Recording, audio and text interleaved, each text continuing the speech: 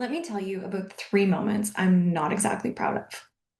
The time I got defensive on a sales call, the time I completely missed a meeting with one of my favorite clients, and the time a client was disappointed in our work. These moments used to make me spiral. I'd overanalyze what I said, beat myself up, and worried that I damaged the relationship beyond repair. But here's what I've learned over time, not without some growing pains.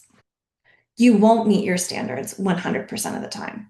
No matter how committed you are, no matter how organized your calendar is, no matter how much you care. And that doesn't mean you're a bad business owner or a bad person.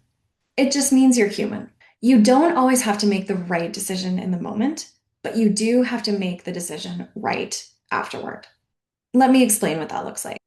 When I got defensive on that sales call, I acknowledged it. I simply named what had happened, took ownership, and thanked them for the opportunity, whether or not they chose to work with us. When I missed that client meeting, I didn't pretend it didn't happen. I apologized, owned it, and took responsibility for the breakdown. I also rebuilt my calendar system so it wouldn't happen again.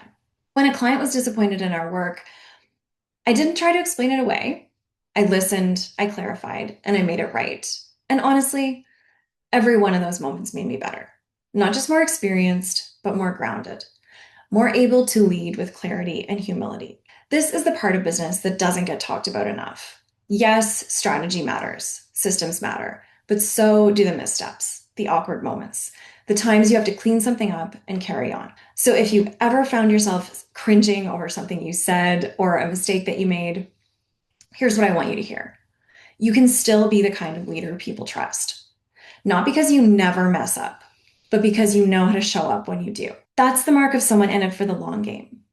That's how you grow, not just your revenue, but your character through your humanity and your resourcefulness. If this resonates, I'd love to hear in the comments what is a tough moment that has shaped your growth, because we've all been there, and sharing those stories is how we get better. If you enjoyed this video, be sure to subscribe for more content geared at freelance writers, creative entrepreneurs, and business owners building something meaningful.